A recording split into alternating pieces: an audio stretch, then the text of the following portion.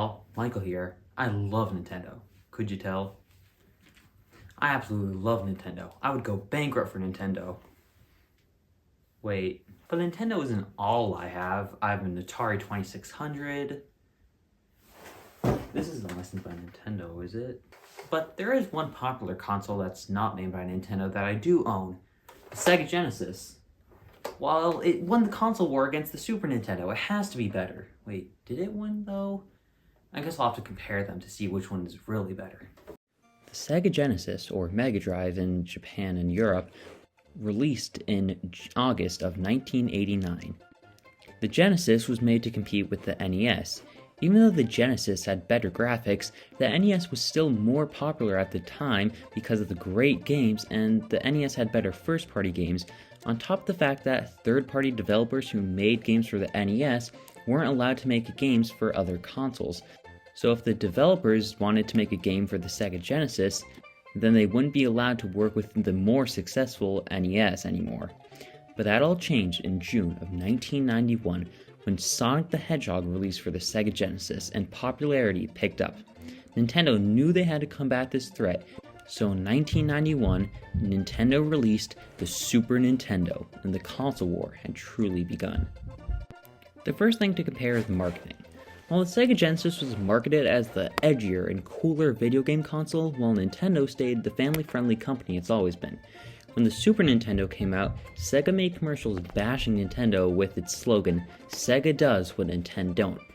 While Super Nintendo ads showed off the power of the Super Nintendo by showing the pseudo 3D graphics known as Mode 7. And while the Super Nintendo was more powerful in terms of hardware, Sega claimed in their commercials that the Genesis had something called blast processing. What is blast processing? Well, I think the commercial explains it best. So what's blast processing do? What, you still don't know what blast processing is? Yeah, me neither. Blast processing wasn't real, and it was a marketing tactic used by Sega to make consumers think their games were actually faster, but they simply imply that blast processing makes their games faster, and they never actually say it because blast processing isn't real. So they technically weren't falsely advertising the Genesis. That doesn't mean the Super Nintendo didn't have great marketing though.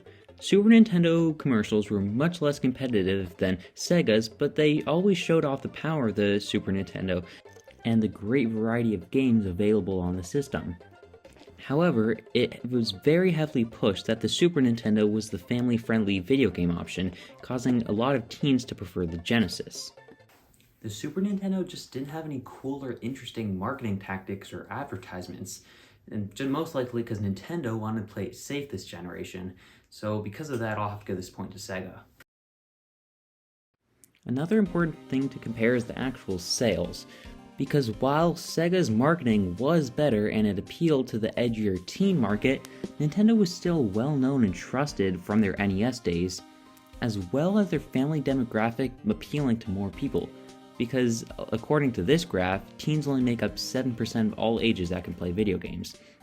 So that means Nintendo had a larger audience that they could appeal to. The Super Nintendo's full name was the Super Nintendo Entertainment System, because it was the successor to the original Nintendo Entertainment System, which was massively popular. The name led consumers to believe it would contain the same high-quality Nintendo experiences that they got in the NES days. And they were 100% right, because the Super Nintendo had experiences that everyone can enjoy. But in the Sega Genesis's case, however, the precursor worked against it, because while the Sega Master System was decently popular in the US, it didn't even come close to being as popular as the NES.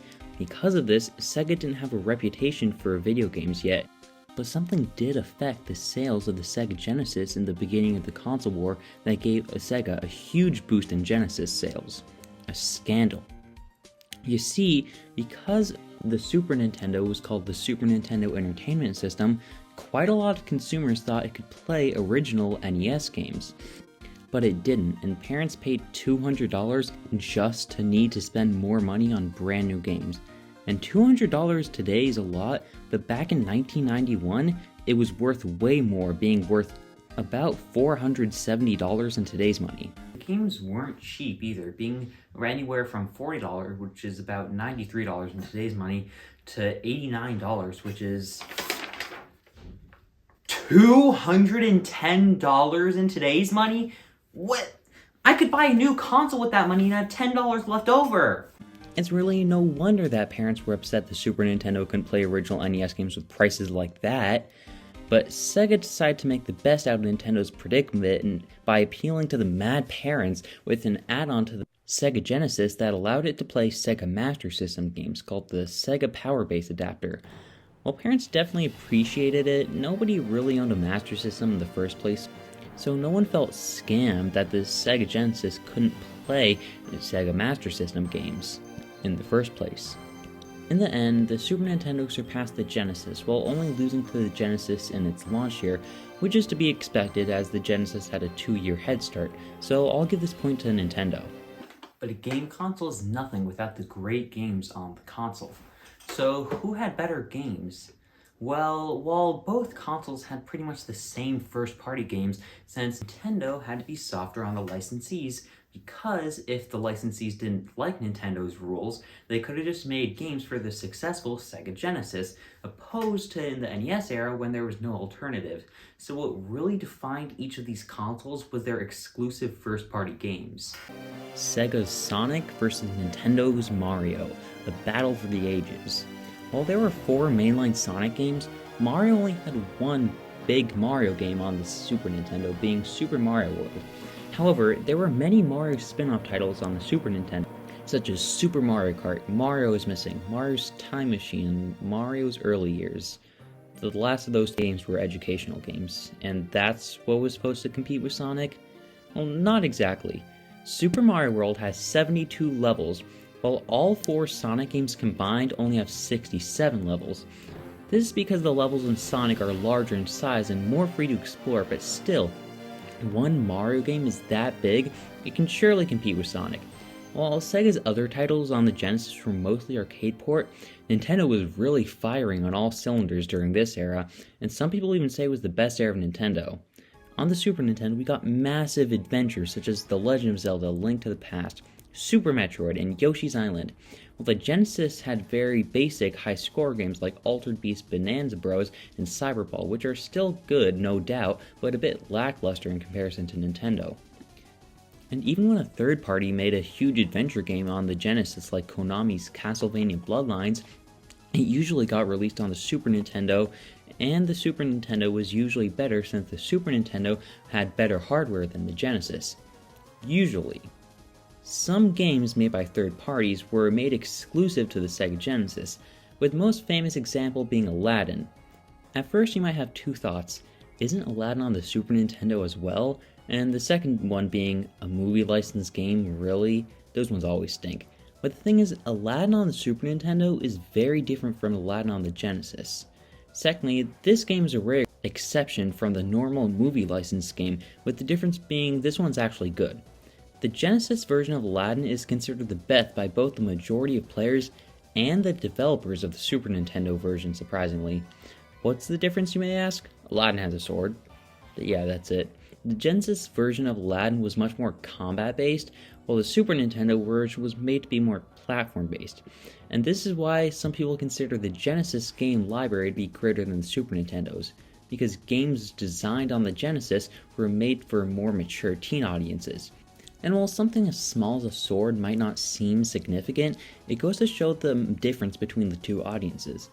But the Super Nintendo's library is still one of the most amazing on any Nintendo consoles. The grand adventures on the console really make it feel like more effort and care was put into the system's games than the Genesis's simple arcade ports. Because even the arcadey style games on the Super Nintendo have much more content than on the Genesis, for example. Main example would be something like Tetris and Dr. Mario. Both games were incredibly successful on the NES as separate games, but when the developers wanted to make new 16-bit versions of these games, they wanted players to feel like they were getting a lot of content with one game, so they decided to put both games onto one cartridge. Not only that, but they made a mode called Mix Match where you could play a mashup of the games. And sure, they definitely would have made more money with the prices back then if they sold the games separately, but they didn't, just because they cared about the players. Sega?